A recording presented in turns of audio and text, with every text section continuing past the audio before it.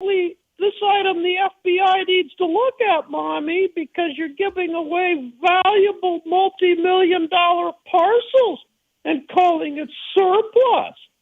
Surplus is a synonym for shit. This isn't shit.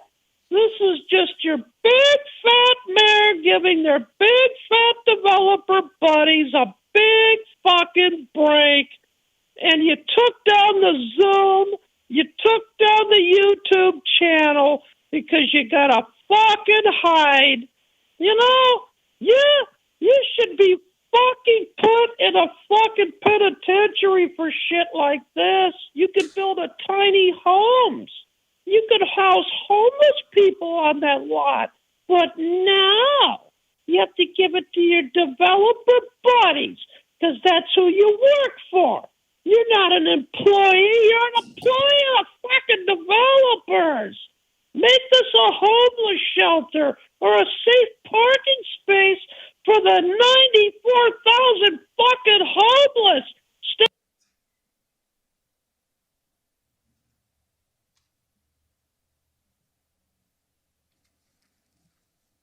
Hello, please state your name and begin speaking. Mr. Schittler on a prize, please, regarding the 8356 Firestone Boulevard property located at the old Denny's that was shut down. Mommy Fometa, you have to allow us to have our surplus land for homelessness. Otherwise, we aren't going to get upset with Gavin recall vote. We have to get Gavin upset and revote yes to recall jackass Gavin Newsom. Trujillo's property of retail and nearby stores of retail, no one really fucking cares about the faggot. God hates homosexuals, Mommy. A tolerance for homosexuality, God hates. And goddamn bless America. Mr. Herman, please stay on topic or we will disconnect. Well, I'm talking about the Surplus Land Act. It's not an act, it's about corruption. And you know, why the fuck are we going to be giving our property away for little or nothing to the dollar? We apologize for the delay. We had some technical difficulties. Yeah, you dumb bitch. Put the fucking computer on. Please disconnect.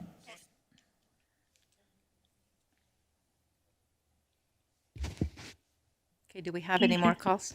Hello, please state your name and begin speaking.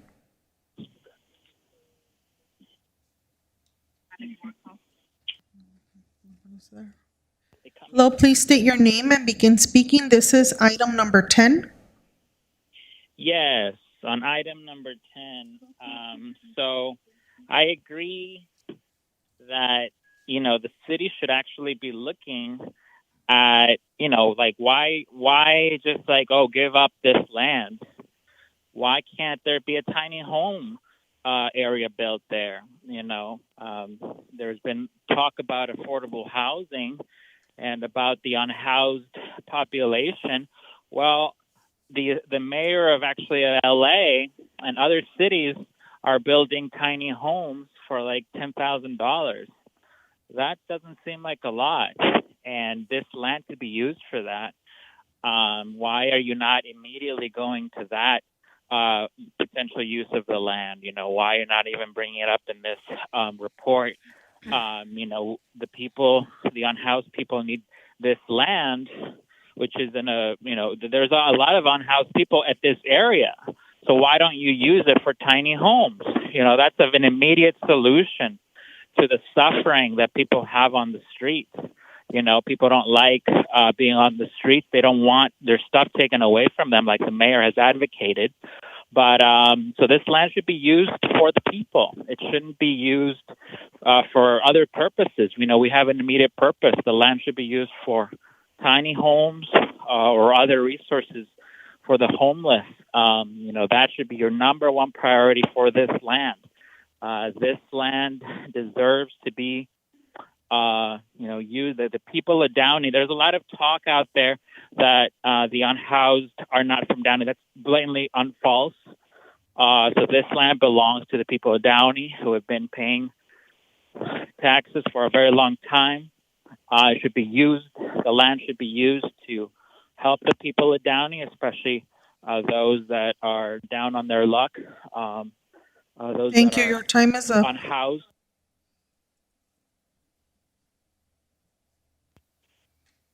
Hello, please state your name and begin speaking. This is item number 10. Yes, I just want to say a couple of things. As the previous speakers have mentioned, and it's because people recognize homelessness is an issue, and we have this property that just doesn't seem to be meeting the immediate needs that our community is facing. Right now, we have under 6,000 homes that we need to build for a growing population. Why was this property not considered for that? It seems these are not the first things that these individuals think about is community members and people who are in need. Right now, the Gateway COG is going to do a freeway expansion that's going to remove homes from the 3rd and 4th district, including the elementary school. It seems every time that we look at what Downey is doing with our property, like this one, for example, it's only benefiting developers and people who are connected already. And as you can see, the homeless people and the people in need will continue to keep getting screwed. And not only that, we're now at the point where the mayor even has the city manager steal people's property and violating their 14th Amendment. So the city is backwards, and it's backwards because of people like the mayor. Thank you.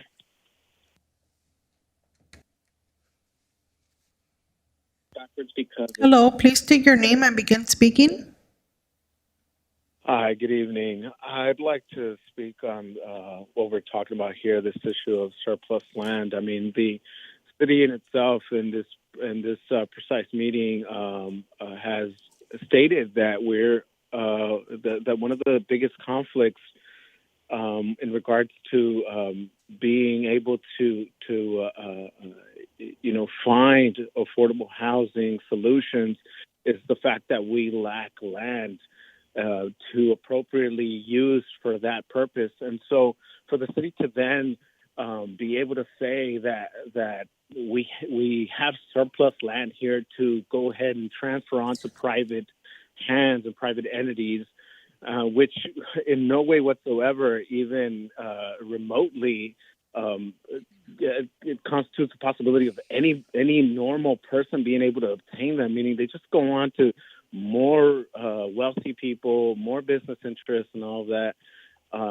It is just egregious. So how is it that we can complain about we not having enough land to meet the quota for the demand of new construction for housing and all this? And this is just one example, when at the same time the city is trying to get rid of and is actively ridding itself of public land and transferring it onto private hands. So that is just an egregious violation, I think. And, we're scarce on that side. We're scarce of public land, and for you guys to just go ahead and hand it off once again to the highest bidder is just a demonstration of where the values of the current council land and where they are. And it's just honestly a direct insult to the public. It shouldn't be accepted. It shouldn't be tolerated. It's unacceptable, especially considering... Thank you. Time is up.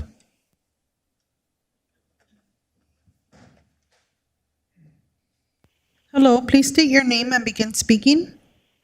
Yes, David Bowers, Downey, California.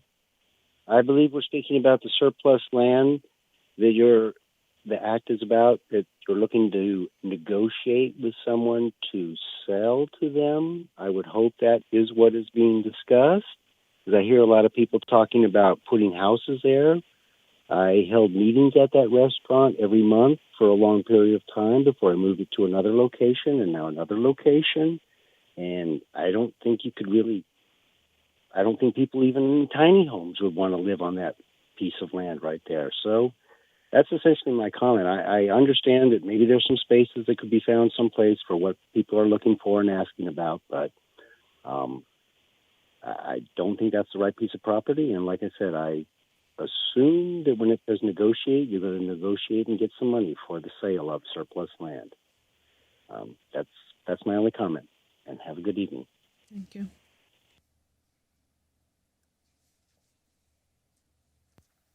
Hello, please state your name and begin speaking. Hi, my name is Alex, and I just wanted to voice my support for having this area become surplus land use. Downey has exceptionally high arena numbers this year, and in order to make good on arena numbers, we need to make sure that we're exploring every possible avenue for providing chances for affordable housing to be developed. And I think it's also crucial that in part of not just finding land to be redeveloped for affordable housing, that the City Council also considers other efforts to bring down the cost of housing, such as eliminating parking requirements within the downtown area that is connected by via transit. We are on the brink of environmental collapse, and the only thing that's going to make it worse for us is if we continue to provide space for cars and not people. So I think I strongly encourage, the City Council, to explore more options for allowing affordable housing to be developed within Downey because of arena numbers, but also pursue other options that would bring down the cost of housing, such as eliminating parking requirements and other building requirements that make it more expensive to build, which therefore reduces the amount of housing that can be built. Also, Downey is ripe for redevelopment in turn, making it a dense, walkable city, which is something that I would also like to see the City Council consider. Thank you.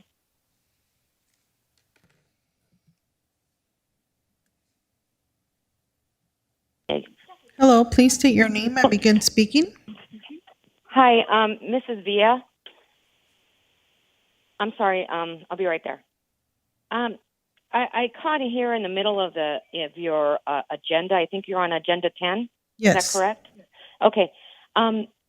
It's I don't know where to start. Let me think really quickly. I've only got a 2-minute break here. You guys open up and you speak on humanity, and you ask for the dear Lord's guidance for answers. Is that not correct, Mayor? Okay, yeah, I get you can't answer. This is agenda item number 10. Correct. This is about the surplus. Are we on the same subject? The surplus land? Yes, ma'am. Okay. I'm working my way to it. I don't even know how much time you're giving tonight, but I don't understand. The answer here is smacking you right in the face. A surplus land, the city should always put forward existing land to affordable housing. Tonight, I assume, because I hear callers calling in, that there was the subject of homelessness and the unhoused. So why aren't we accommodating the unhoused? Why aren't we resolving this? The answer is here. I just, why are we deeming it necessary for commercial use is mind-boggling. I mean, I don't know. I hope Catherine Alvarez speaks up on this, or your council member agree not to vote or delay the vote on this. I don't know the particulars, but again, existing surplus land, especially for Downey, should always go towards the affordable housing, and that is on your agenda tonight, affordable housing. So I hope you consider it again and do the right thing. Put Downey on the map. Thank you. Your time is up. County. That is all, Mayor. Thank you, City Clerk Duarte. Are there any comments from this council regarding item number 10? If not, I will. I'd like to just try to clarify some comments. So from what I'm hearing, I've heard a lot about putting tiny homes on this lot. So I don't know if that's, I generally like the idea of tiny homes. I think that's a good start to help with doing something along these lines. I'm just not comfortable with knowing if that's the right spot for it. I don't know if that's big enough to put homes there like that. And I just wanted to, I'm not a engineer. I don't deal with that type of stuff. I deal with policy. However, I do need to ask our staff, approximately how big is that parking lot again? I just want to get this out there. 12,500 square feet. Yes.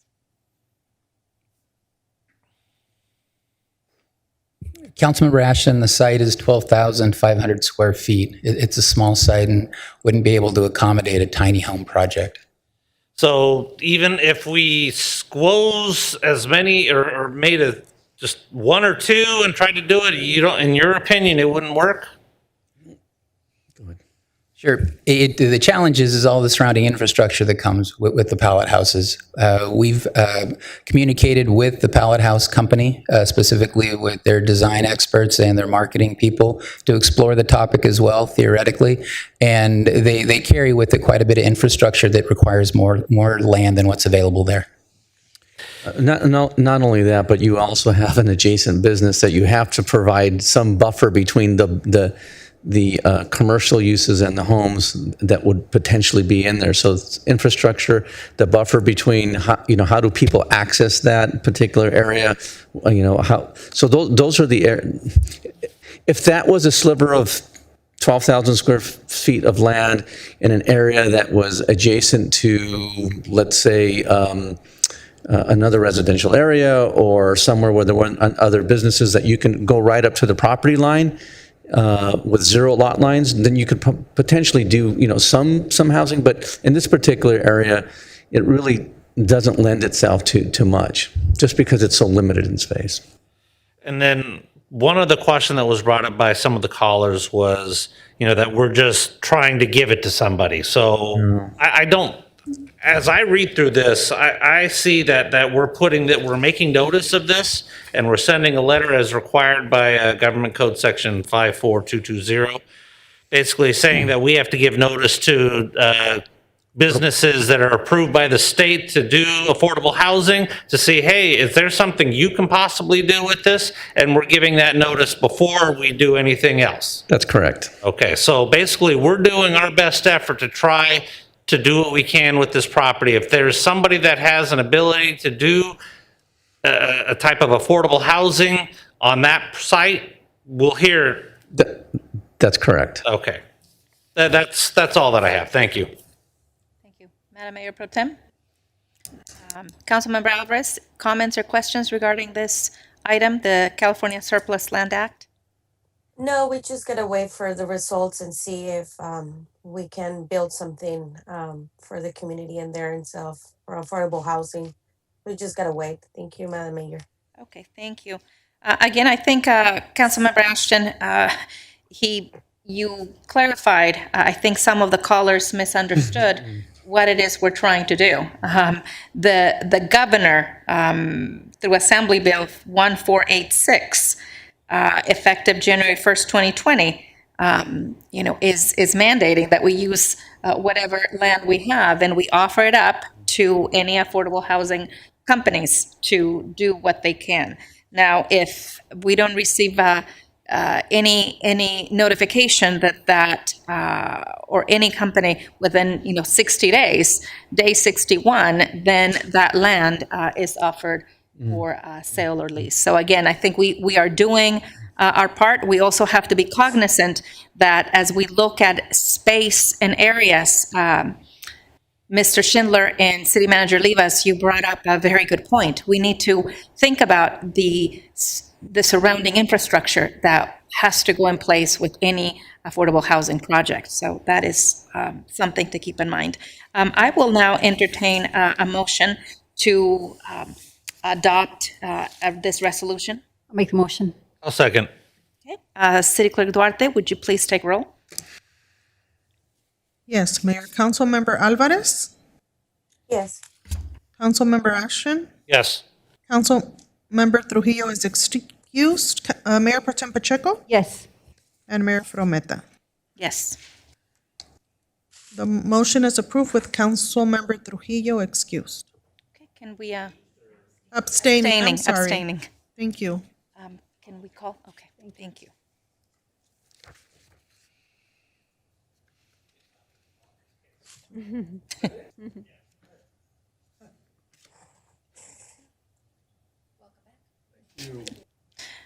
Okay, moving along on our agenda, we have item number 11, discuss holding a Downey Pride family picnic. Councilmember Alvarez, you asked for this item to be placed on the agenda. Please proceed.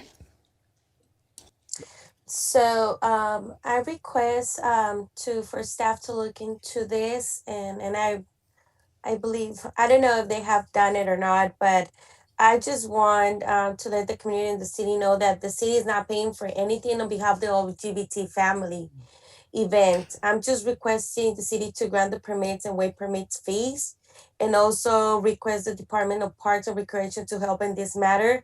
Um, and also, I want to ask the staff to provide assistance that we will pay them back for their work.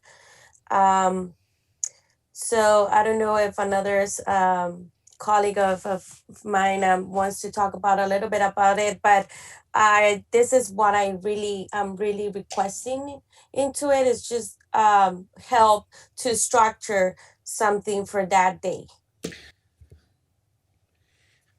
If I can ask Councilmember Alvarez, when you say help in structuring that day, would you clarify what you mean by that? Yes, it's more likely asking staff and see how much do we're gonna be spending on maybe on food. What is we have to do to actually bring food to this event? You know, those type of things, because I have seen that Park and Rec have done before events, and I believe it has been asked to the staff to actually guide them. So this is what I'm requesting in here.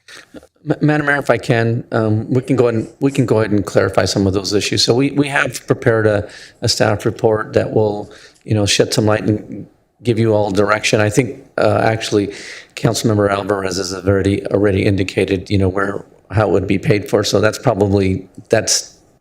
most of the issue, right? So, but we can give you a presentation in terms of, I think the parameters that Councilmember Alvarez had discussed was 1,000 people to hold the picnic for 1,000 people and see what that would cost.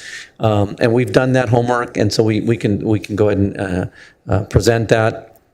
It's not a significant amount of money, so certainly, if Councilmember Alvarez has the ability to raise that money, that certainly makes it that much easier. But with that said, I'll bring up Vanya, and she can go ahead and give you a presentation in terms of other cities and what they do and kind of best practices out there.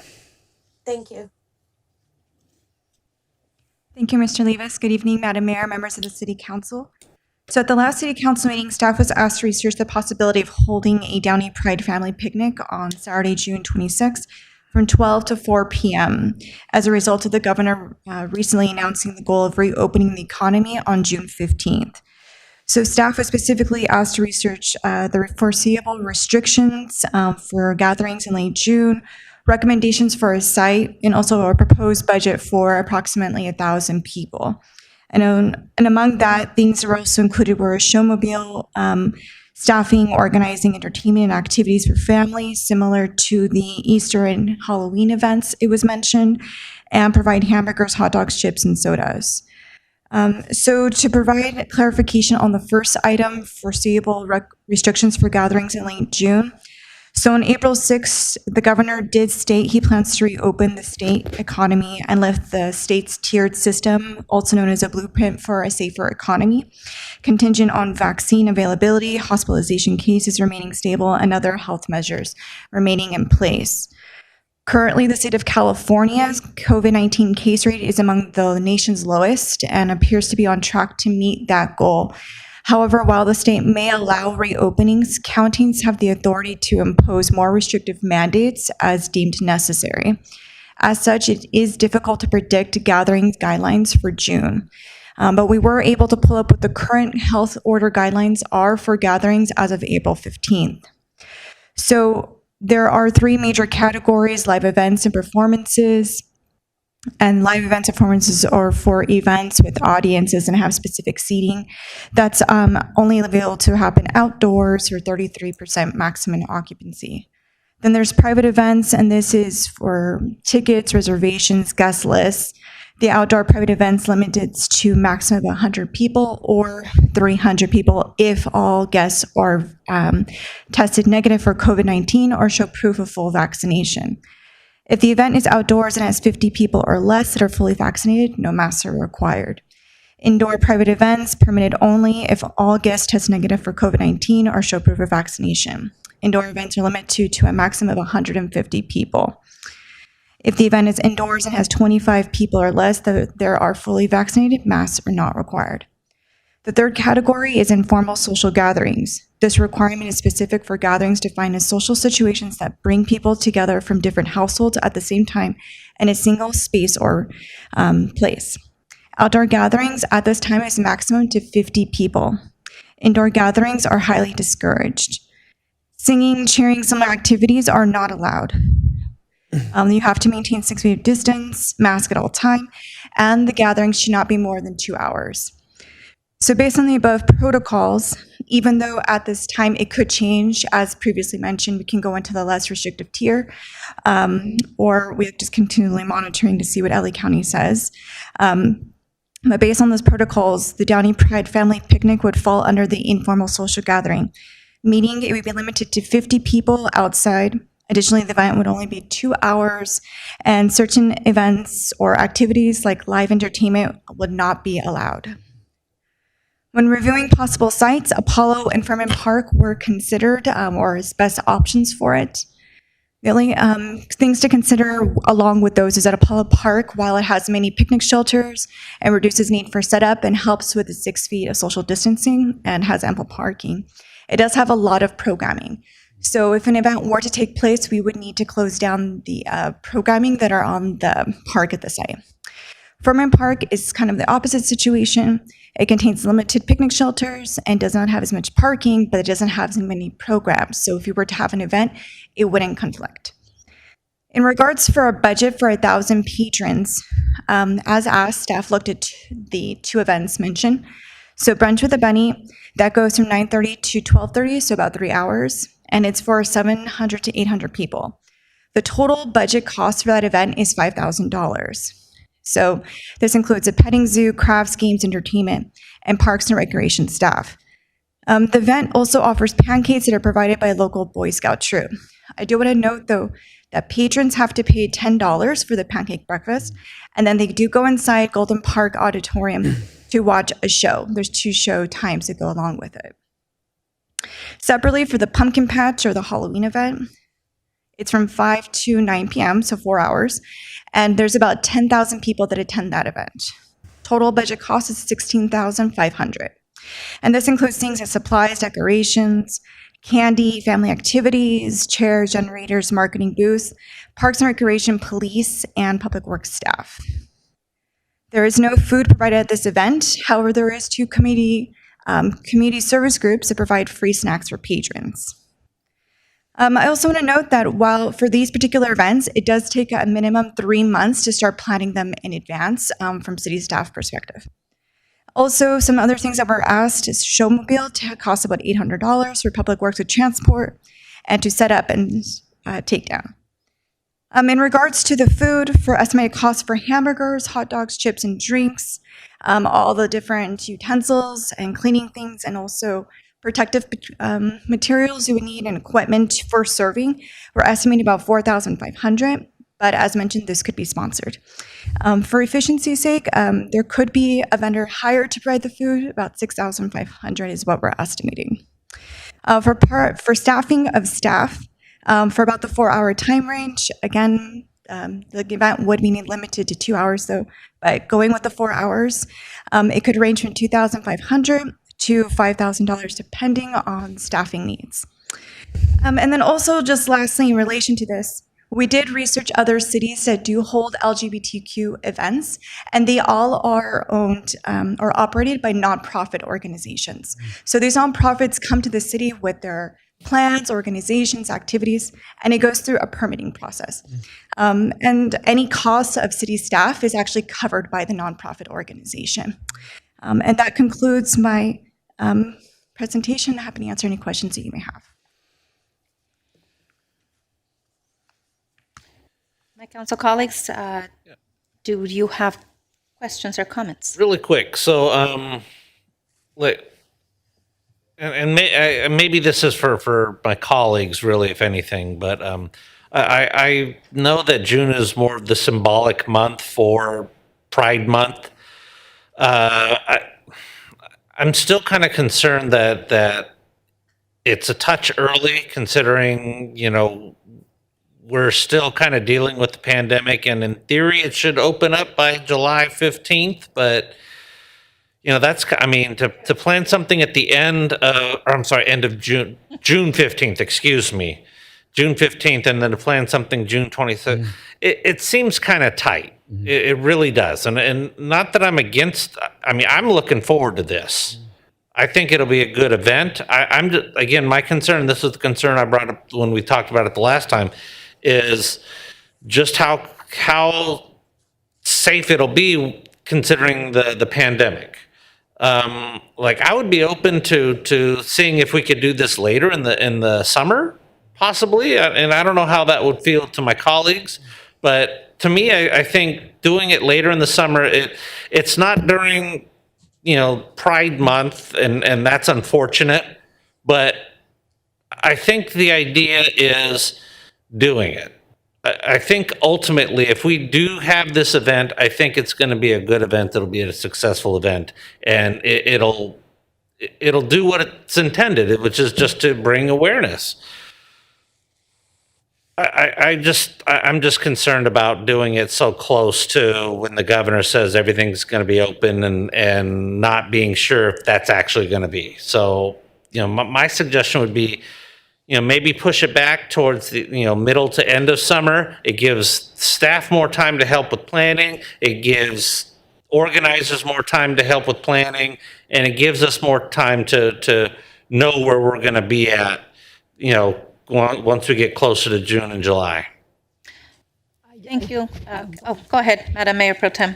I just want to add or echo Sean's comments. My concern is, like Sean's, Councilmember Ashton, is that we're still not through this pandemic.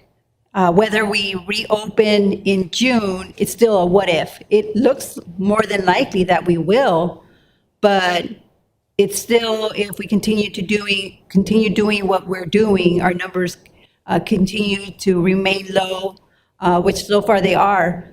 But it's so hard to plan something on a what if. So it's not that I'm against having this. I'm more concerned about if we're able to reopen, and also planning. It just makes it so much more difficult when you can't plan it because you're dealing with a what if kind of situation. So I would prefer to see this event being held at a later time once we get more clarification from the state, and even more importantly from the county, which we're under LA County. Thank you, Madam Mayor Pro Tem. I think we all agree that we support events that bring inclusion. We are a community that prides itself on being Downey strong, on, our hashtag is Downey cares, Downey strong, uniting force, all of these different hashtags. And I think that our community as a whole is stronger because of our differences, and our differences of opinion, our differences of culture, our differences of color, our differences of thought, our differences of religion. But having said all this, we as a globe have endured the most challenging time of our lifetime. In fact, many of the same callers we have during non-agenda public comment, agenda public comment, they constantly criticize our city about not reopening, not having or wearing masks or not wearing masks, or hugging people or not hugging people, and so on and so forth. So I want to also not be cavalier and not move forward so fast in sponsoring an event. And again, we've indicated, and I have been very clear with my council colleagues and with the community in saying, we have to be very thoughtful in our budgeting. And I have said, as long as the city and the our taxpayers' dollars are not funding this. Just some weeks ago, this council did not approve a cultural trip that was in the amount of, I believe, $2,700 because it was too much in the optics of it. So again, we looked at funding, and then we look at now the most important item that we're discussing, and that is, how safe is this? And so I have to echo what has been said. We can't be too cavalier. Our city library, everybody in the community has been wanting to come in and enjoy this new space. And so we can't just say, let's move forward with this. Let's forget that we've lost thousands of lives. That again, somebody mentioned earlier during the call, we're nearing 40% vaccination rate in the city of Downey. So, we can't be speaking through both sides of our mouth, right? So I want us to be very thoughtful. I don't think this particular time, the timing is not right for this event in light of, we haven't yet decided too. The people keep asking us, what about the concerts in the park? Where are we with that? So there's still a lot of question marks on a lot of the programming that we have for the future. So we have to be thoughtful. Can I just, yes, if I can, I'm just trying to, for staff purposes, I just want some clarification. It sounds like we're all okay with the picnic going forward. It's just the date, right? Is that what we're talking? And so I also I support providing the space. I don't support having our taxpayers foot the bill. That's where I'm at. Okay, so I'm just trying to put a bow around this, because I need to figure this out so that we can get the staff to move forward or not move forward in what we're doing. So my understanding is that if, according to Councilmember Alvarez, they have the ability to fundraise it and pay for it, so that's one. So assuming that's put aside, and assuming that the item is kicked off to a date further down the road, then those are the two issues, as I understand them, right? And then I just want to clarify that, would we be okay with waiving fees for like the showmobile and permit fees as well? Would that be? I'm asking my colleagues that, because I think that was the other ask. So, first and foremost, I want to thank Councilmember Catherine Alvarez for raising the issue of having a Downey Pride event in the city where I've lived for the last 30 years. I've met with several residents who want a Pride event. We had a couple of committee meetings. We were invited to Whittier Pride, their planning meeting. I want to thank Councilmember Henry Bouchot from the city of Whittier. He reached out and said, let me know how we can help. We've gone through this. So they were kind enough to invite us, and found out that LA Cata, which we already support, is their nonprofit that puts on their event. Just like city staff mentioned, usually it's a nonprofit that will put it on. LA Cata says absolutely, they're on board. They will help us do this just like they've done for Whittier. They have a track record of doing it. And the Downey Chamber reached out, and they're happy to assist based on their experience with, I think it's the street fair. They do a couple of big events in the city. And had a conversation with Supervisor Han's office. They are being very supportive. I don't have any guarantees, but it sounds like they would hopefully support financially the event. So been doing some homework in this area. And let me start by saying that I don't think anybody's going to violate any county ordinance or CDC violations. I don't think that anybody's proposing that. But the fact of the matter is we are moving into the yellow tier. What exactly does the yellow tier mean? Well, they haven't released exactly what that breakdown would be, but ultimately we'd just be increasing the capacity that would be allowed at the sites. Yeah. So obviously we have the county regulations and then we have CDC regulations, which we absolutely must follow.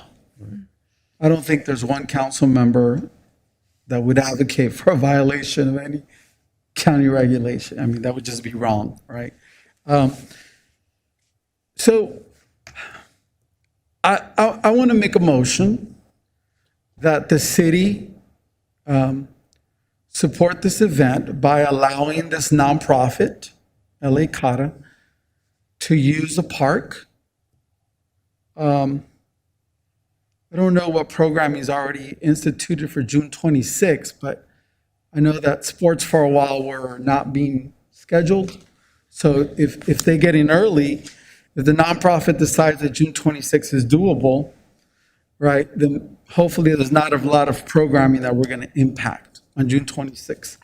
The Parks and Recreation does work with the athletic teams right now because there is a permit process right now. So some of them are doing conditioning and starting to play games. So there could be conflicts.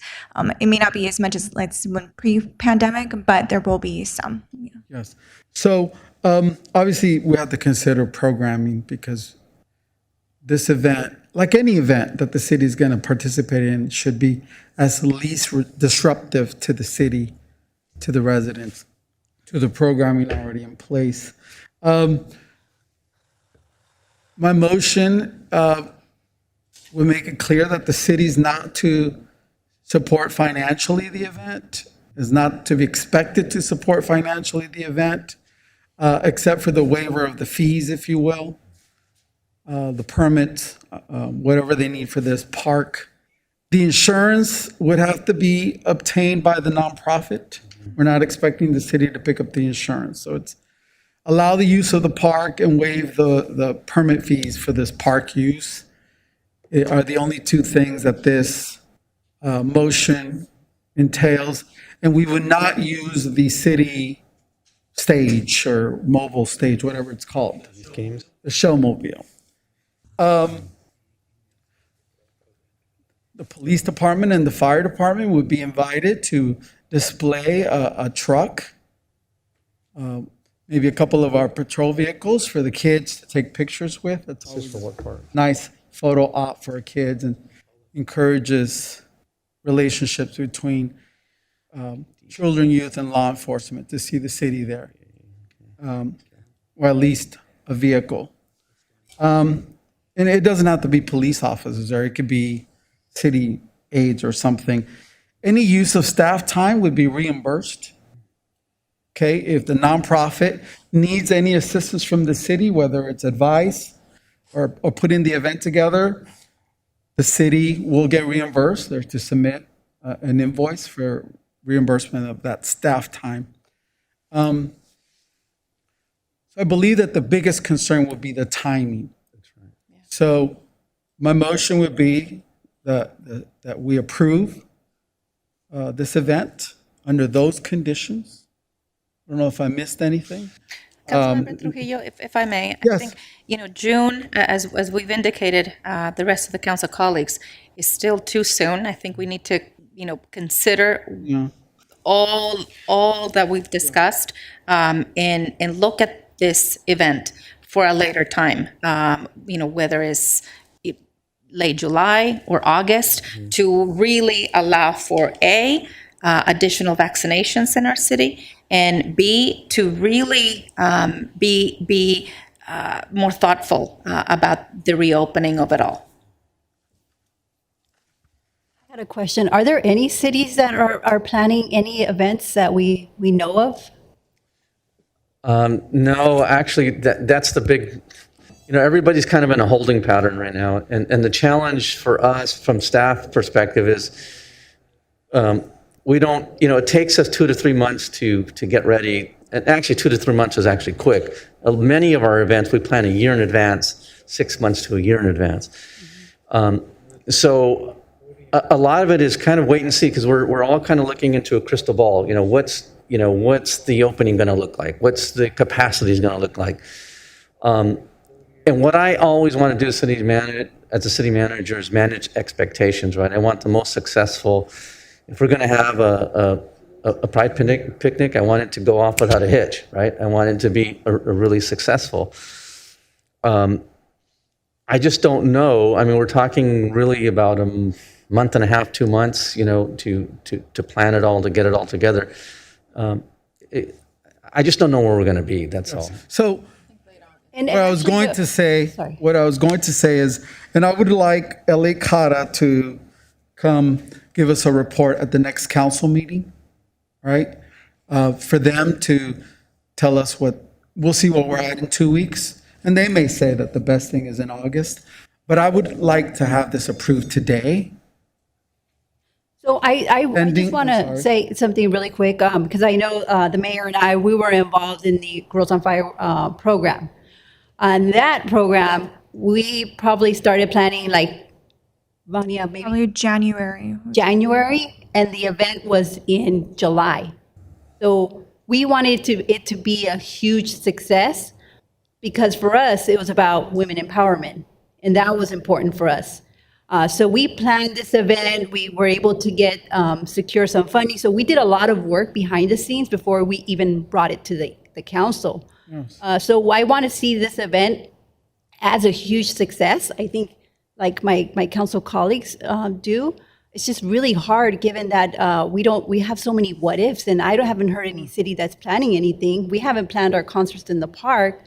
And like Council Member Ashton even mentioned, he said, well, is it possible to have it on a later date? I mean, I don't even know if that's even possible. We've discussed the Girls on Fire event that was not able to be held in 2020, and we're still not for sure because of these reopenings. And so I don't feel comfortable supporting a motion for this event to take place in June, given the current circumstances and given everything that has been discussed. I think, moving it to later in the summer, when we have a better idea of how the reopening is, I think, we are being more thoughtful and more responsible. So, Councilmember Trio, I know you're in the process of making a motion. Yes. I'd like to hear it. Okay. So, but Mayor Pro Tem Pacheco raises a good point. What are the what ifs besides the date, and what the county is going to allow? Are there other what ifs? Okay, so the only what if is the date. I'm sorry, can I just a second? One of the other things, if the date is the what if, right, but it's a big one, we just want to make sure that we pick a date, because there are all these sports leagues that are out there. I want to make sure that we pick a date that kind of fits in there, because you have AYSO, you have Cal South, you have DGA, you have all these groups out there. I want to pick a date so that everybody can live in harmony out there for those 2 or 3 hours. That's it. That's my only caveat. Okay. Yeah. So here's my motion then. I move that we approve the Downey Pride Family Picnic that is to be coordinated by LA Cara, along with assistance from the Downey Chamber, Supervisor Han's office, and our city staff. That the city will only support the event by allowing use of the park and waiving permit fees for the use of the park, with a date to be determined by the city staff along with LA Cara in compliance with CDC guidelines. And I would like LA Cara to come before us at our next council meeting to discuss the work that they are going to start doing with the city and where they're at with a date if they have a recommendation. They may not have a recommendation and date on that time, but again, I would like the city staff and the LA CATA to come up with dates for us to consider, hopefully in 2 weeks, if not in the future. You know, I think I don't want to have LA CATA be the responsible party in deciding what day. I think that is incumbent upon us as a city and as a council to make that determination based on, yes, we can receive recommendations, but it is up to this council. We are the governing body of this city to decide what is best for our community in terms of, you know, the guidelines. And so while I will certainly appreciate LA CATA being the nonprofit partner, I think that ultimately the decision needs to come back to us. I agree. Yeah, I think that was in the motion though, because Correct. with, you know, basically we're making the decision, but we're getting extra input from LA CATA. We're getting input from our staff. I don't see an issue with it. I'll second that motion. I'll second that. Mhm. I'll defer my second, Catherine. I mean, I know this is an event that I feel everybody on council is behind. I mean, just the event. We're all behind it. Our issue is when. And we're not going to do anything that's going to be counterintuitive to what we know is the right thing to do. And in the motion, I believe Councilmember Trujillo addressed that. I feel that he has said, like, this, in a perfect world, we do it on the 26th of June. But we're willing to look at other dates, working with city staff to make sure we have availability at one of our parks, or even, you know, what if we did it on the rooftop, the parking structure? I mean, we could do it there. I mean, we've done events there. I don't know cost-wise or whatever, but parking's right below. You can have everything up top, and it'd be a fun event there too, just like we do the rooftop, the nighttime rooftop events. I'm sure that'll be fun too. But my point being is we can figure out a way to do this. We can get input from other organizations, especially if they're used to planning these things. We can get input from them, but we'll make the final decision because we have to. That's who we're, the council. We do make that. And, Yes. And that's covered in the motion, I believe. Yes. Yeah, I'll second the motion. So can we, instead of making a full motion like that, can we just hear from LA CATA and get more information from them? I don't feel comfortable making a motion that, you know, city will have city staff involved instead of like wasting staff time and energy. Maybe what we need to do is maybe we need to hear from LA CATA to see what they had in mind. Maybe we can get some input as to what's going on in Whittier, because I do like the idea of having the event. It's the win part that concerns me. Yes. So I don't know if it has to be held in June. Can it be held in another month? Is that possible? So I would just like to hear from LA CATA first to get some input. Yes. So I'll tell you, if you're wondering, well, Councilman Trujillo, what's the rush? What's the urgency? I have eager residents who are excited about this event, who are starting to meet in a vacuum. I would like the experts like LA CATA and our city staff to meet with them so that they're not planning things that may realistically never happen. If we put this off, that's going to be another 2 weeks, another month. Like, it might take 5 months to plan, right? We may find, like the Girls on Fire event, like you just pointed out. But I would like for them to start working together. LA CATA, the nonprofits, official, reach out to the city staff, start documenting the hours, right?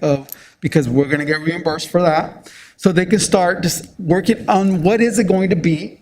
The residents could do their input, and then they come back to us, and this is what we have, and these are the dates we're proposing. And then I just want to get the process started. That's why I'm seeking approval from the council today with those caveats that we mentioned out to address the biggest what if, and I think the only what if, which is the timing. And that we're going to approve and determine later, but at least they can get started working on this event. You know, so that's why if you were proposing a friendly amendment, not accepting. So my friendly amendment to see if we can maybe, I don't know if it would be tabling it or continuing the discussion, but to see if we could get Ali Kata to come in and explain to us exactly what they had in mind, if they had enough time for planning purposes, and approximately how much the time they need to plan this event. Instead of having staff spend time on this, I would like to hear from Ali Kata. Because again, I think like what's been said is we support it. It's just the win part, and that's why a lot of like even for like the for the League of California Cities LA division, we're not having any events in July because we don't know. We don't know yet. We can actually have, like Vanya said, we can have small events, but even we're being very cautious on the League of our LA division and the League of California Cities because of the appearance of things. If I could also add to that, so regarding the Whittier event that had occurred, that was also in conjunction with the Whittier Youth Build. So the item actually became forth between to the City Council on August 13th, and already had gone through the Planning Commission for approval for special events for a September event. So that means they had already started planning at least a couple months before that to get to the Planning Commission and then to the Council. So if you follow that same timeline, that means they would need to be back here, or they would have to be here, approved already by our Planning Commission for special events at the next City Council meeting for an event in June. If you're following the same timeline they followed in Whittier. Not to say they couldn't do it faster or expedite it, but just as if we're using Whittier as an example, that was kind of the time frame that that nonprofit seemed to need to put together the event. I call a question in this, please. Go ahead, Councilmember Alvarez. Yeah, I'll call the question. So it means that we need to make a vote today. She's asking for the call of the question. So that means you got a motion and a second. That means to take the vote. So if there's no other comments, Mayor, you have to do public we comment. haven't taken public comment. Yes, I need to take public comment. I will now open this item for public comment. Members of the public wishing to address the council regarding item number 11 may now call our teleconference line at 562-299-6622. Each speaker will have 2 minutes to address the council regarding item number 11. For those of you that submitted comments via email, your comments will be read into the record and no further comment, public comment via teleconference will be permitted. Did we receive emails regarding this item? Yes, Mayor. Go ahead. The first email is from Greg Elsesser of Warren High School. I am grateful for the conversations our civic leaders have been having regarding Downey's LGBTQ community, and I eagerly await the day where it no longer has to endure the type of comments and rhetoric that were voiced after a simple request to sponsor an affirming LGBTQ family picnic was made. While proclaiming June as LGBTQ month is a first step to complete affirmation, my skepticism senses the council has done nothing more than offer us a thin compromise that is of no real concrete value. A picnic is a fun, safe way to show our Downey community that its LGBTQ citizens are influential to our city's progress since our contributions are numerous. We are not asking for special treatment. Instead, we would like the opportunity to form bonds and partnerships with all members of the Downey community while simultaneously dispelling stereotypes and irrational fears. This will not be a divisive picnic, but an inclusive event that highlights the LGBTQ community as it celebrates all genders and sexual orientations. Lastly, and speaking as a high school teacher at Warren, our LGBTQ teen community of Downey still struggle with emotional angst far beyond that of other teenagers. Their fears and insecurities are real, and although we are living in a very progressive era, statistics say that the majority of teens stay closeted. I can attest to this reality since several LGBTQ students have contacted me for help and guidance through my Instagram page using anonymous names for fear that even their teacher will betray their confidence. Since our picnic will be open to the entire community, our LGBTQ teens will be able to. The next correspondence is from Justin Mueller. Oh, yes, I'm sorry. Next correspondence is from Justin Mueller. Thank you for taking your time to read this. As a teacher at Warren High School for 12 years now, I've noticed such a strong shift in student interest and perspectives of local, statewide, national, and world events, including the push for LGBTQ equality. This evidence for this is in the marches and protests that have happened over the past 12 months, as well as informative classroom discussions about world events. Whether you or I or the community as a whole agrees with their objectives, I'm happy that they are practicing in such a calm and collected way their freedom of speech and assembly. Recently, Warren High went through a self-study. During this 2 year process, we celebrated our accomplishments and nitpicked our shortcomings. Through this whole process, we came up with dozens of things to celebrate and nitpick. However, it wasn't until the students were interviewed by the visiting group when we realized a shortcoming that had not crossed our minds, yet was fairly obvious. Students claim that while teachers and staff at the school are fantastic and supportive, the students don't have confidence that teachers and staff at the school are ready for social change. It got me thinking, are they right? Am I ready for these changes? Is the school ready? Is Downey ready? I think I am ready. I think our school is close to being ready. And I think that this is a great opportunity for the city of Downey to show that they are either ready or at least taking the necessary steps. I think the inclusive family LGBTQ picnic idea is not only a great idea for an event, but a fantastic opportunity for the city. Please take advantage of that opportunity. Thank you again. The next correspondence is from Sayaka Ponce. Dear City Council, my name is Sayaka Ponce. I am a representative of Whittier Pride. 2 years ago, an idea was brought forth from the community to host a picnic for the LGBTQIA community of Whittier. A handful of hardworking volunteers, an inclusive youth-based nonprofit, and some advocates moved that idea forward, and with a few months of planning, the Whittier community hosted its first Pride event. It was an amazing day where everyone, regardless of age, race, politics, gender expression, or sexual orientation, celebrated being a true community. The event drew thousands of people from the local area as well as surrounding areas. Family-focused activities, local commerce, regional resources, churches, music, balloons, and food-filled Central Park. It drew together the whole LGBTQIA community alongside allies and advocates.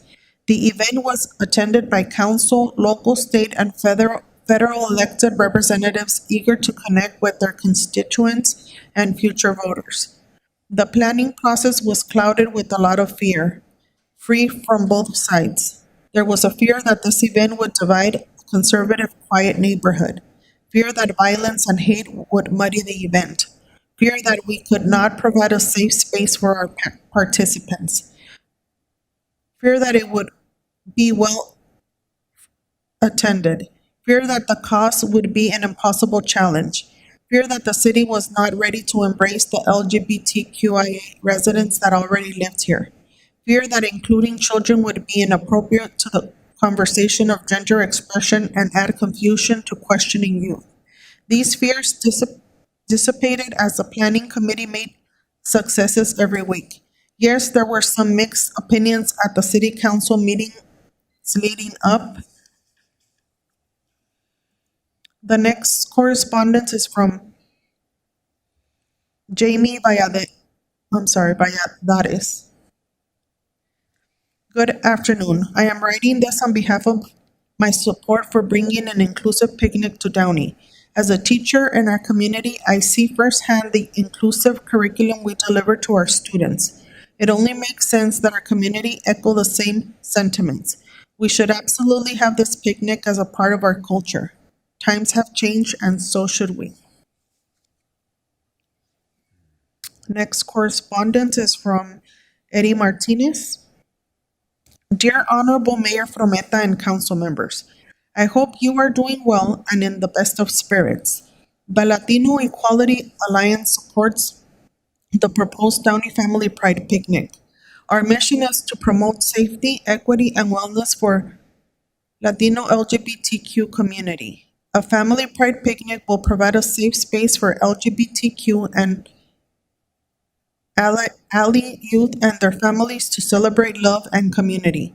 Growing up in Huntington Park and working at Stonewood Center Theater during my college years, I struggled to accept my identity as a gay man. I wonder if I had a Pride family picnic or event as a youth, I would not have emotionally struggled for so many years. This event is for the youth.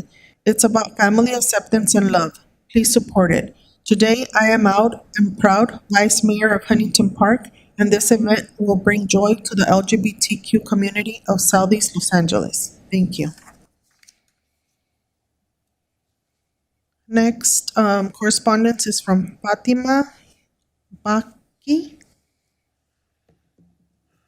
Mayor Frometa and City Council. During our last City Council meeting, there were many hateful and disrespectful comments toward our LGBTQ neighbors opposing the Downey Family Pride Picnic. Comments regarding the event dividing the community are absolutely ridiculous when LGBTQ people have always lived in Downey, a city of diverse culture. This event would finally showcase and celebrate a group of people who have faced adversities, who are our Downey youth, family members, business owners, nurses, firefighters, leaders, and much more. This event would absolutely unify the community because it promotes acceptance for everyone, regardless of who they love, how they want to live and identify. This event is no different from the other events held at parks. The only difference is the hateful group of people opposing it. Families are still able to bring chairs, blankets, have fun, and embrace community. The city will not burden the cost. Sponsors will pay for the event and offer free hamburgers, hot dogs, chips, and soda for everyone who attends. This is also a safe space to spend an afternoon of activities, entertainment, and learn about resources available to the LGBTQ community. I am in strong solidarity with our LGBTQ neighbors and support Downey's Pride events. Next email is from Elliot Schwartz. Please recognize Pride Month. LGBTQ people have faced discrimination and continue to face discrimination. This is one small way we can help show we will not stand for it. Next correspondence is from Hava Buchanan.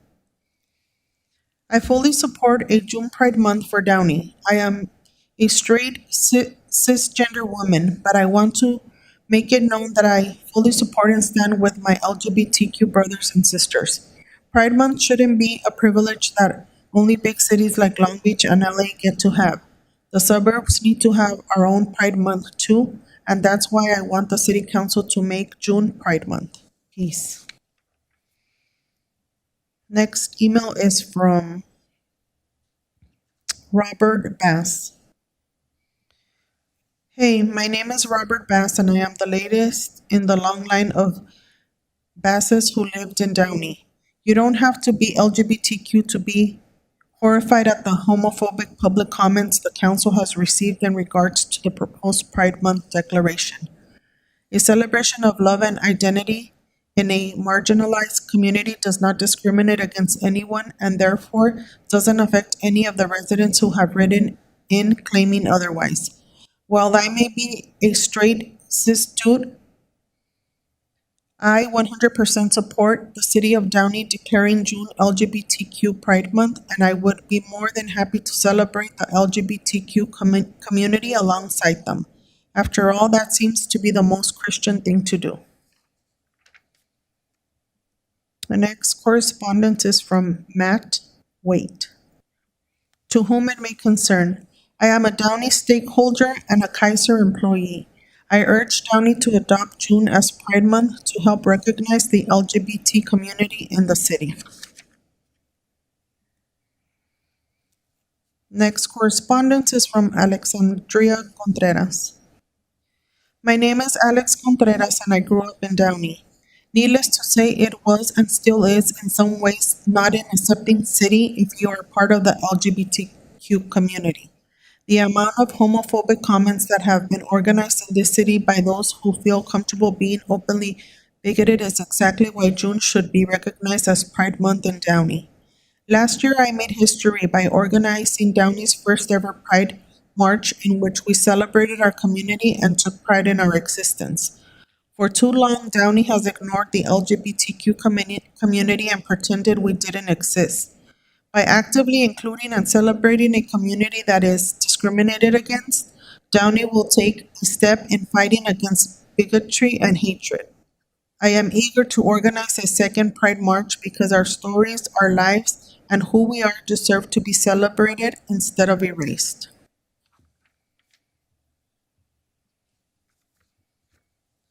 The next correspondence is from Nicole Martinez.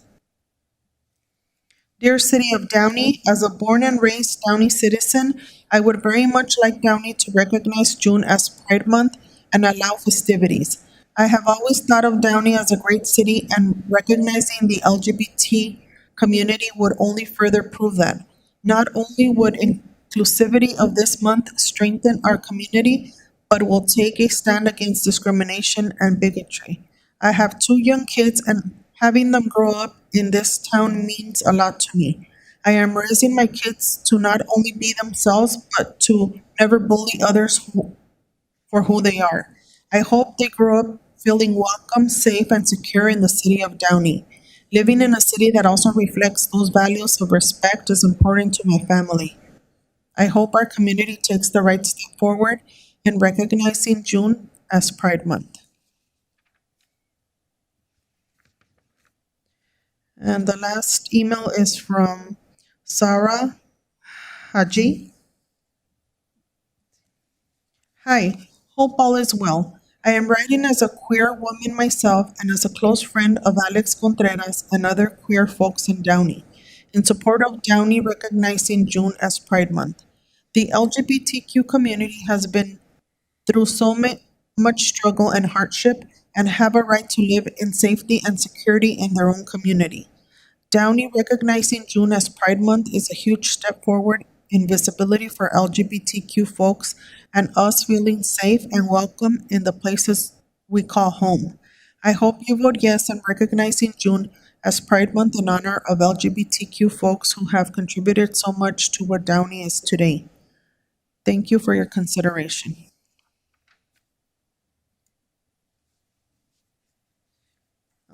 I will take the calls now, Mayor. Yes, go ahead and let's do the calls. Hello, please state your name and begin speaking. Me? Mommy! Want to talk about the party inside the park? We want to have a party in the park, but also to celebrate Juneteenth, the freedom of the Jews from their captivity as slaves by the Egyptians. So we should do both pride and the end of slavery in Downey. But no, Claudia doesn't want to. A fucking lousy party for a couple of $1,000. But it's too hard. We can have clowns, balloons, cake, sandwiches, hamburgers, and a hot dog eating contest. And we can finally learn what we've all wanted to know. How many hot dogs can Claudia Frometta stuff down that fat fucking face at one time? And we can raise money for charity too. So we should hold the party at the end of June, because the whole government will be open by then, because that dumb fuck Gavin Newsom is going to open the government so he can win his re-election on his recall. Thank you, Republicans, for the recall, or we'd be in lockdown till 2025 with these fucking ridiculous rules. Mask, vaccine, that don't.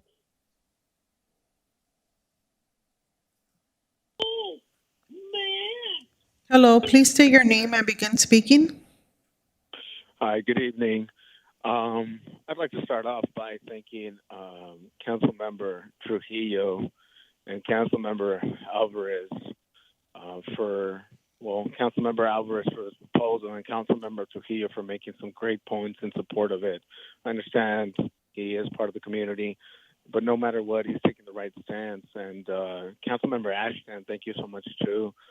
I'm not a member of the community. However, I am in support. I mean, we talk so much about equality. We talk so much about doing the right thing. And in reality, we see here in our own council meetings how retrograde so much of our city is in regards to just the acceptance of people from different preferential sexualities. And so, anyways, that being said, so much discussion has been had on this subject, and so much resistance is coming from Mayor Fometa. And I just like to say that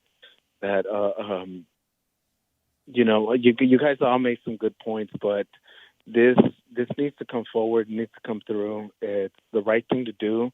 We should set it in stone, and I don't see why we can't just come through with it today and then make and set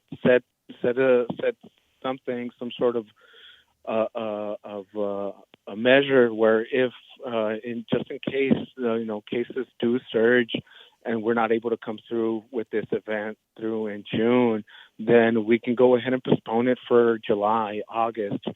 But it shouldn't deter us for going ahead and actually completing this and getting it over with.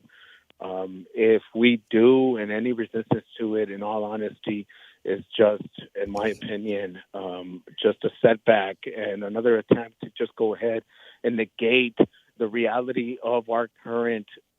Thank you. Your time is up.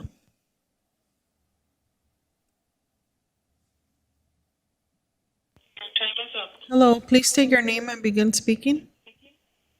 Mommy, we need to have picnics. For God loves the USA picnics, especially in Downey, Mommy.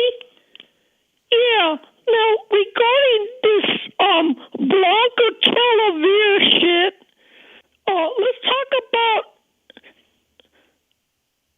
talk about what is important. Matters of public importance are picnics where people can suck down a hot dog, put mayonnaise and mustard on their bread as they spread it open, and they could even get a straw nowadays and slurp down that Coke or even the nice punchy punch. But I want the picnic to be open for us, Mommy, because I want to take my pussy and pooches to the park for the picnic. My pussy and pooches love the park, and especially when there's Mr. Herman, please stay on topic or we will disconnect. Oh, please, Miss Ivania. Best practice. Stop threatening me. You know, when Mr. Trujillo talked about yellow tears, he really meant God hates fags and they violate me. Can you please disconnect. He's off topic. Thank you.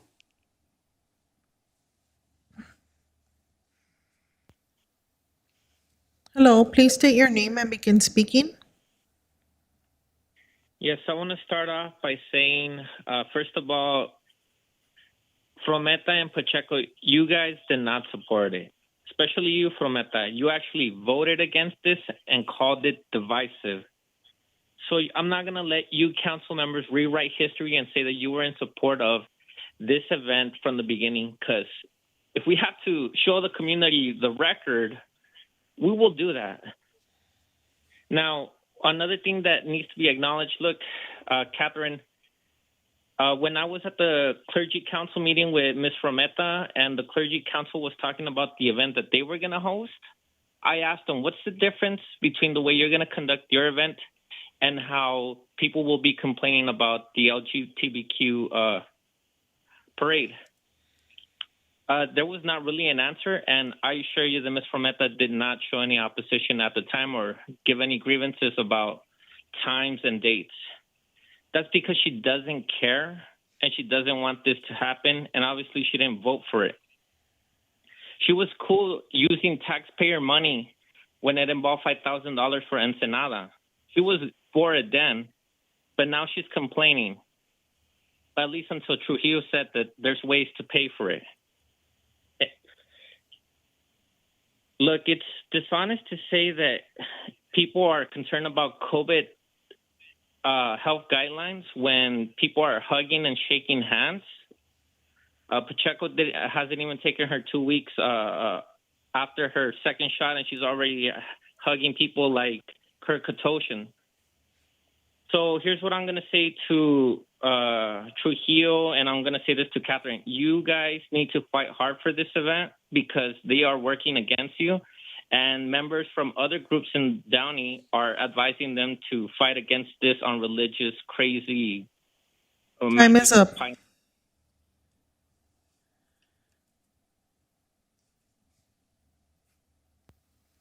Hello, please state your name and begin speaking. Hi, my name is Raymond Reyes, and I'm not for the festival because it's not safe to do it yet.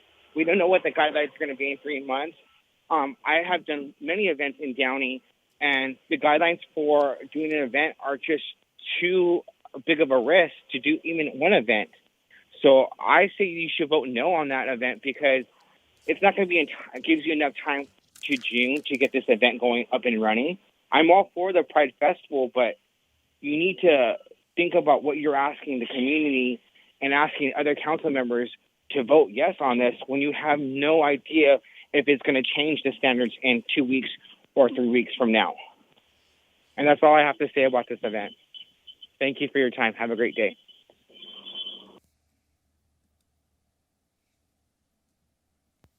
Hello, please state your name and begin speaking.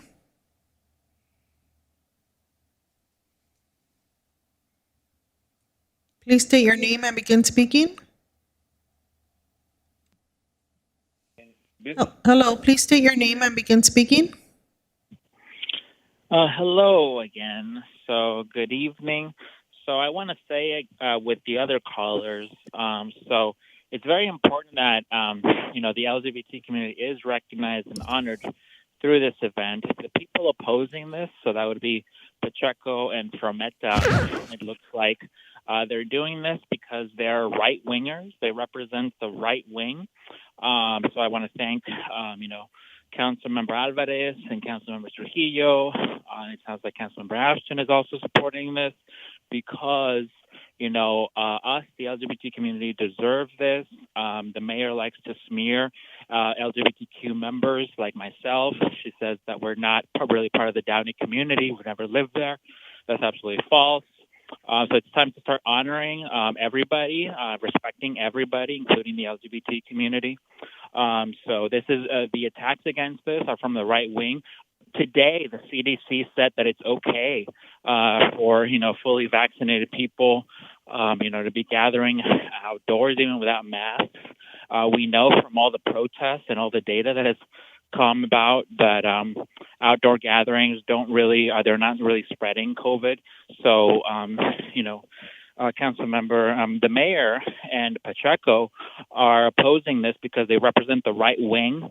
I know that Mr. Trujillo was opposed by the right wing, by the former mayors, the right wing mayors, because he's gay and outwardly so and very proud. And so we need to stand against this homophobia that has been festering in the city of Downey for a very long time. we need to have this event. Of course, it's going to be safe because we know that the virus is not really spreading outdoors, especially if most people will be wearing masks. So it's completely unacceptable that the mayor and Pacheco continue to be voicing right-wing perspectives. They don't want to honor the LGBT community because they're right-wingers, they're fascists, authoritarians who don't deserve to be on the council. Thank you. Your time is up. Hello, please state your name and begin speaking. Hello, Council. If there is any way to celebrate the gays, it is by having a picnic. Nothing gayer than that, except for Herman, he's gay as fuck.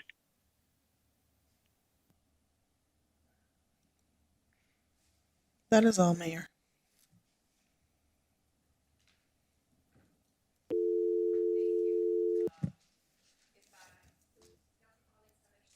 Other questions or comments? I will now entertain a motion. That's correct. I had a question. Would Councilmember Trujillo be acceptable to having LA Cata come to the next council meeting and provide us with the presentation as to what they had in mind? So that way we get more part of the information. motion. I think I would feel more comfortable with that. And not having a date in mind, like not having a set date, or I just want to get more information. My concern is COVID. Okay. The motion has states that the city will allow the use of the park, waive the fees with a date to be decided. And LA Cata would come and report once they've conferred with city staff. Is that correct, Councilmember Trujillo? Okay. Can we please take a vote? Yes, Mayor. Councilmember Alvarez. Yes. Councilmember Ashton. Yes. Councilmember Trujillo. Yes. Mayor Pro Tem Pacheco. For clarification purposes, do we have a date set? No, LA Cata and city staff are going to start meeting if well, it looks like we have the votes, and they're going to propose dates to us. Okay. So we don't have a date set because, and this would be abiding to LA County health guidelines. Has to. Okay, just for clarification, because my biggest concern again is COVID. Yes. Okay, then yes. Mayor Frometa. No. The motion is approved with Mayor Frometa voting no.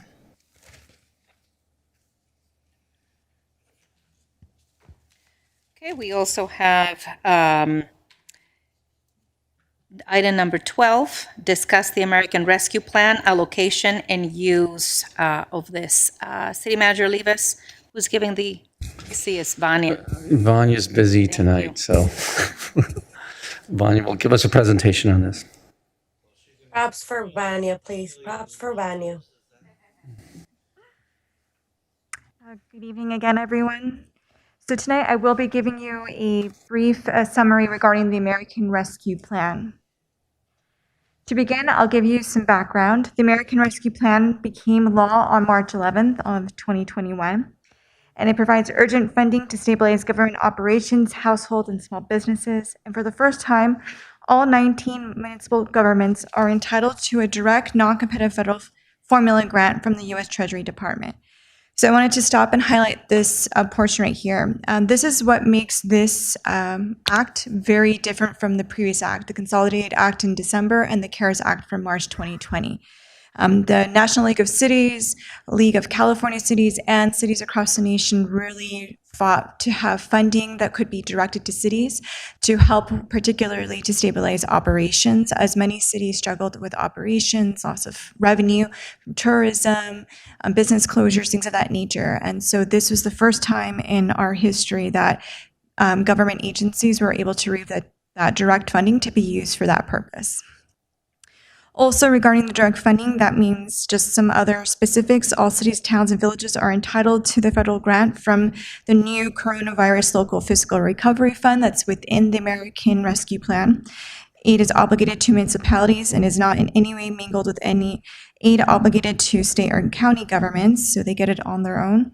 Aid from municipalities is protected from state or county interference by ironclad statutes compelling states to comply, including penalties for states that fail to carry out their responsibilities to small cities and towns.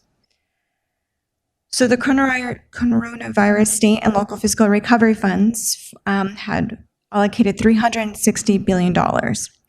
Of that, half of that went to local, so that is county and cities.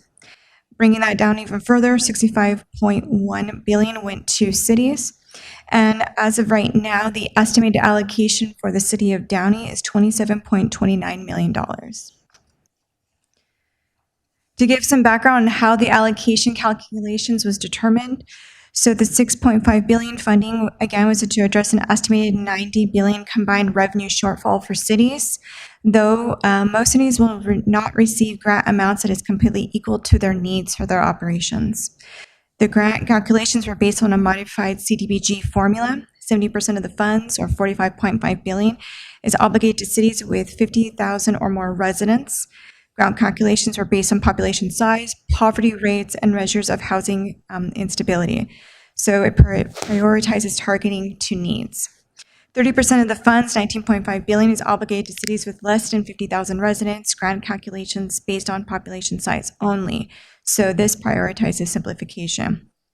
Small city caps. So small city grants cannot be greater than any amount equal to 75% of the city's most recent pre-pandemic budget. And then 2-year funding certainty. So grants will be released in 2 tranches.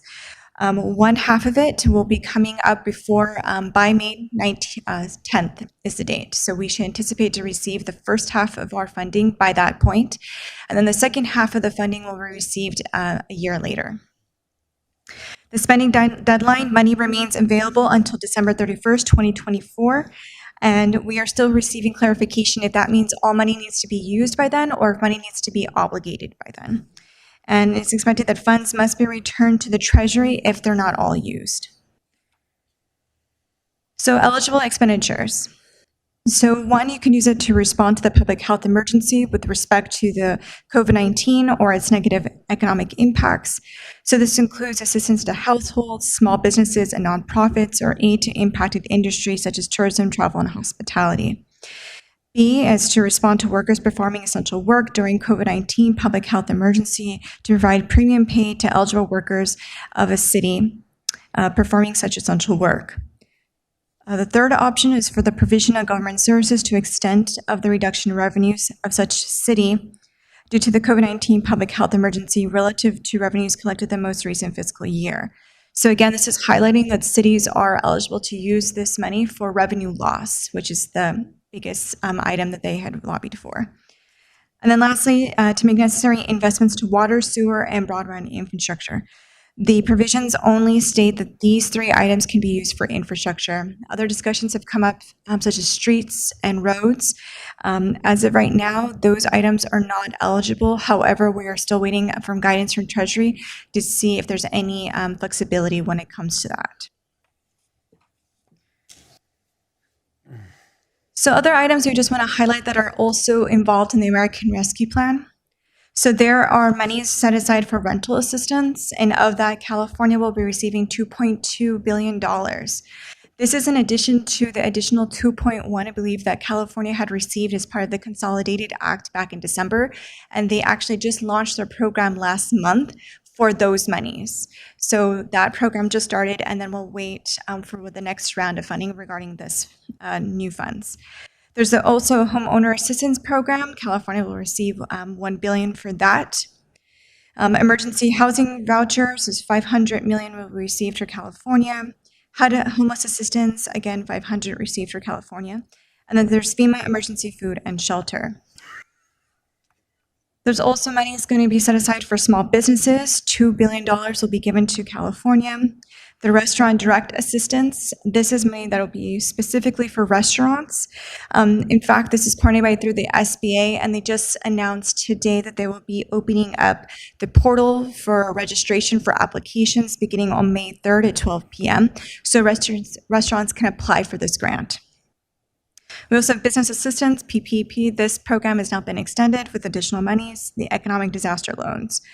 And while I can't list everything that is involved in the American Rescue Plan, but there are other items just to note are supplemental nutritional programs, tax credits, the stimulus checks, unemployment, funds for state capital projects, transit, schools, and colleges as well also received funding.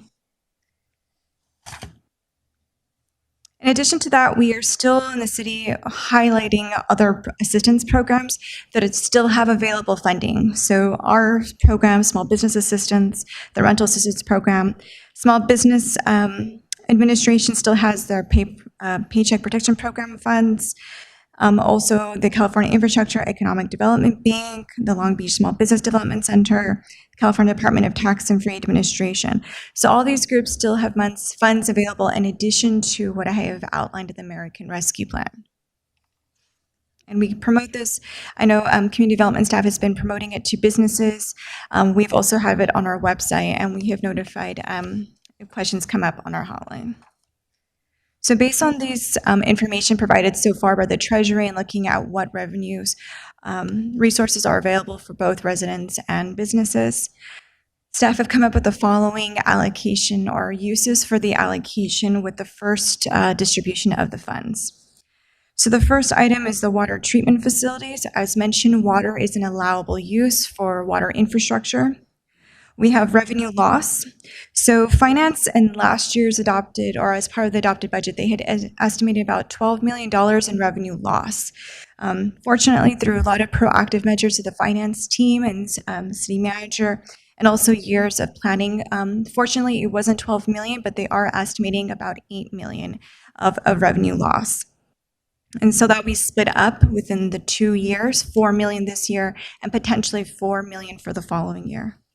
But we'll continue monitoring the status of the current budget cycle to see where we land. COVID-19 expenditures, we have the food drive, senior meals, calls, PPE, staff, and also modifications for facilities as we start to reopen, and also as we put more programs and services out to make sure we follow any county or state guidelines to make sure we do 6 feet of social distancing or anything of that nature.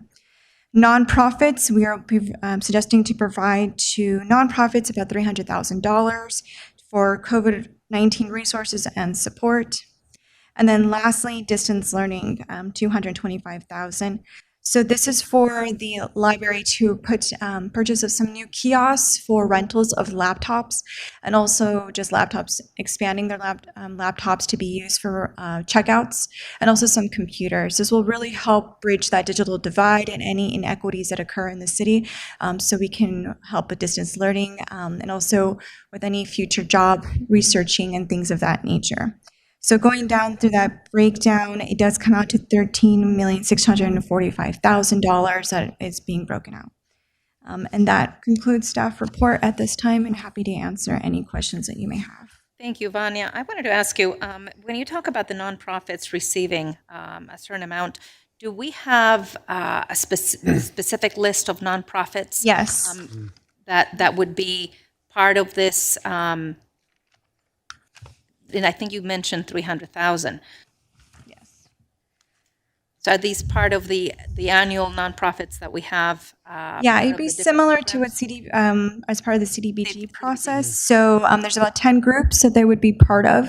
I can read that off if you like. So the Whole Child, TLC, LA CATA, Community Family Guidance Center, PTA Helps, Food Helps, Plaza del Raza Preschool, Southern California Rehab Services, Kingdom Causes, and the ARC of LAOC. Madam Mayor? Yes. So just really quick, so this, what we have in front of us is for the first disbursement. Do we have plans for the second disbursement? No, not yet. That's still a year away, so we don't really know where the finances are going to be. This is what we're looking at. But I would venture to say that a significant portion would also go to water treatment as well. So we're trying to always stay ahead of the state guidelines on that. So we'll continue to make investments in our water. All right. So now, City Manager Leavitt, we had talked about in our previous meeting about the allocation of some of these funds for the street repairs. Yeah, I don't see that. Yeah, they're not eligible. That there's three distinct areas of infrastructure and water, sewer, And broadband. and broadband. Broadband. Okay. Yeah, Thank you for that clarification. and the streets will be touched because we're actually in the process of trying to do some financing to raise about $30 million for streets. So, Thank you. Any other comments or questions? Okay, I'll entertain. Actually, let's go to the phones. I will now open up this item for public comment. Members of the public wishing to address the council regarding number 12 may now call our teleconference line at 562-299-6622. Each speaker will have 2 minutes to address the council regarding item number 12. Those who submitted comments via email, your comments will be read into the record, and no further public comment via teleconference will be permitted. Did we receive any correspondence about this? Mayor, we did not. Okay, let's take the callers if we have any. I suspect we do.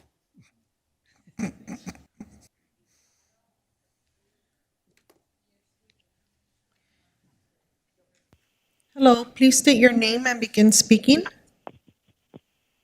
Me and the mommy talk about the money from Biden and all that COVID money. Doesn't seem like you know how to apply. How come Garcetti, he took and dropped his pants and he got $1 billion? You can't get a couple of $100 million? Surprise! What about PPP? How come you don't help people in Downey get their PPP 1 and 2? Because every fucking business in Downey's been fucked up. So they had a 25% drop in revenue between 2020 and 2019. Blanca knows how to get PPP. All you got to do is look at her face, hiding in that mask, knowing she got her $20,200 max plus employees, right? Please stay on topic, please. Stay on topic. Right. I'm on topic perfectly, mentally, because you want to know how to grab all that fucking money that Biden's giving out, and you can't get none. All you got to do is ask. All you got to do is tell them that you serve retards, and they'll give you all the money you want. That fucking money's everywhere. It's coming out everybody's ears. Billions and billions and billions of fucking free dollars. And you dumb fucks don't know how to get 5 cents of it because you're busy at 11 o'clock, 10 o'clock at night listening to people who sound like fucking...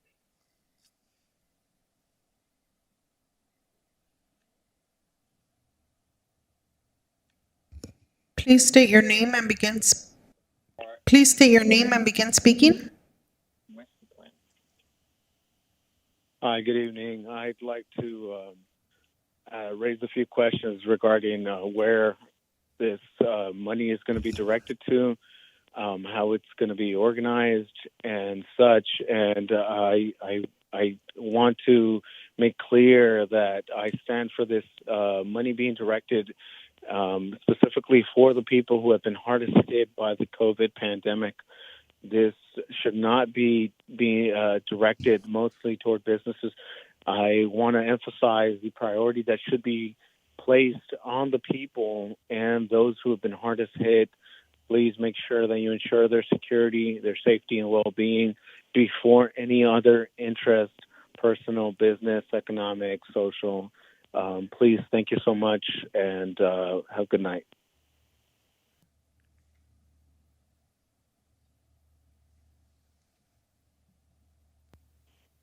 Please state your name and begin speaking. Mommy, it's me! Please state your name and begin speaking. Okay. Mommy, it's me! Ivania said that we're under an American Rescue Plan,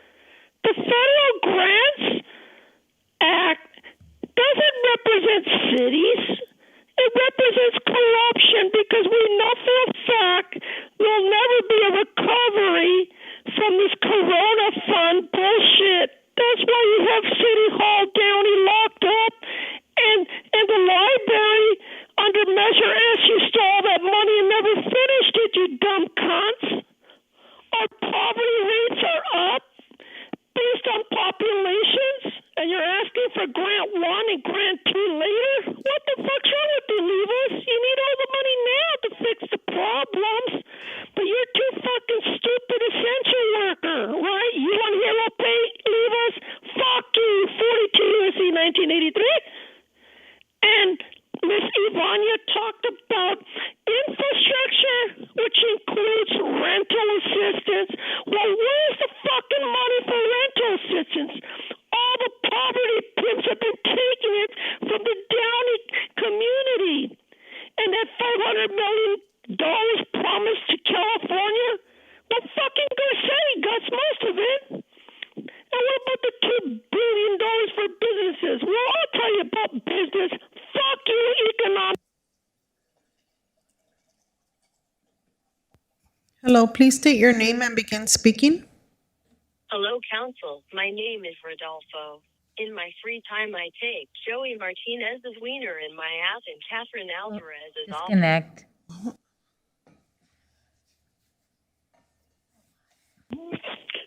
Hello, please state your name and begin speaking.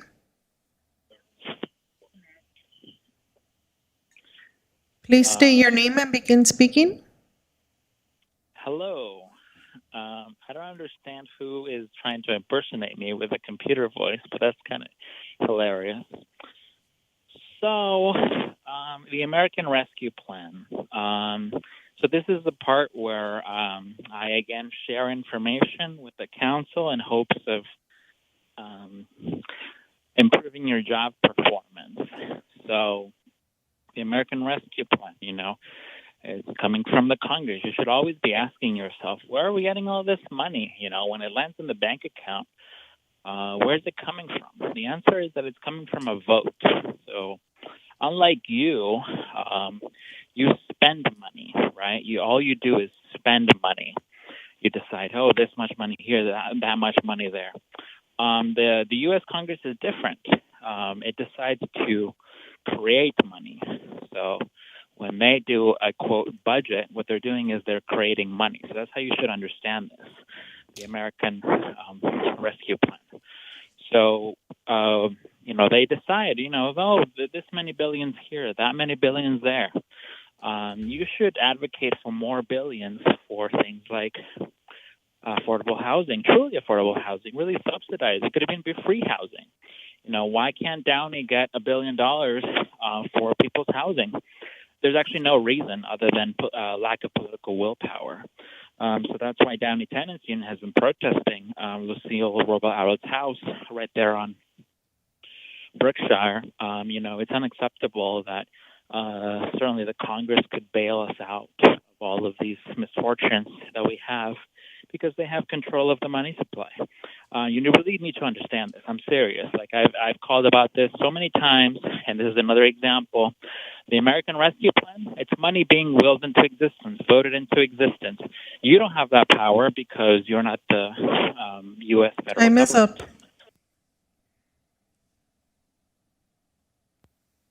Hello, please state your name and begin speaking. Yes, thank you very much. Something happened to me today, and that's why I'm even commenting.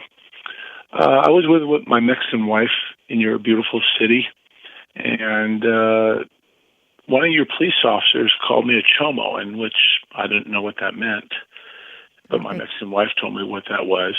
And that's off topic. You need to do, and what you need to do is Sir, get more money this is for the item American- number 12, the American Rescue Plan allocation and use. You're going to need more money for the American Rescue Plan money to deal with me, for the reason that it appears the Downey Police Officer Association contacted me about this. So what you need is more money from the American Rescue Plan, because what I'm planning to do, I'm not yelling, I'm not cursing, my tone is very monotone, is...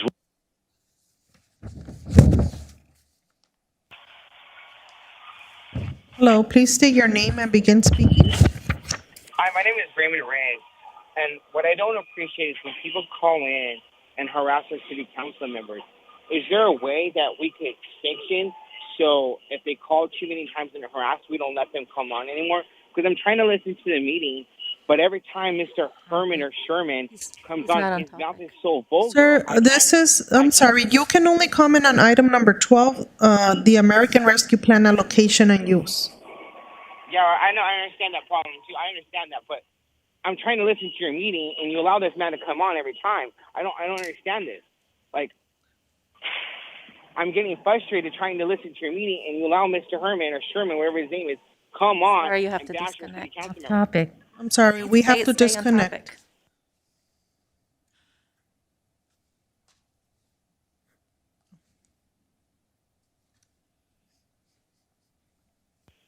Hello, please state your name and begin speaking.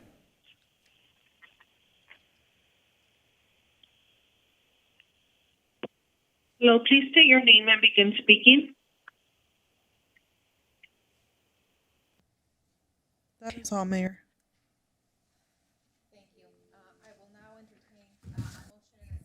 So, Regarding this item. so the motion is, we need a motion and a second to approve the allocation for the first disbursement of the American Rescue Plan funding as presented.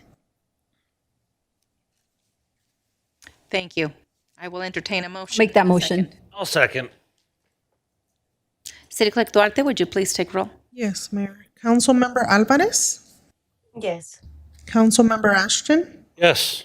Councilmember Trujillo? Yes. Mayor Pro Tem Pacheco? Yes. And Mayor Frometa. Yes. The motion is approved unanimously. Thank you. Any comments? City Manager Livas? No, I think we're going to leave a little earlier tonight, so I have no comments. Well, thank you. Thank you, everybody, for a good meeting. Thank you for those of you that stayed up. Have a safe night. Have a good night. And if you have an opportunity, please get vaccinated. I will now adjourn the meeting in memory of the victims of the Indianapolis FedEx shooting. Please bear with me as I pronounce the names. Amarjit Johal, Amarjit Shekon, Jasvinder Kaur, Jaswinder Singh, John Wissert, Carly Smith, Matthew R. Alexander, Samaria Blackwell, and all lives lost due to COVID. If we can please have a moment of silence.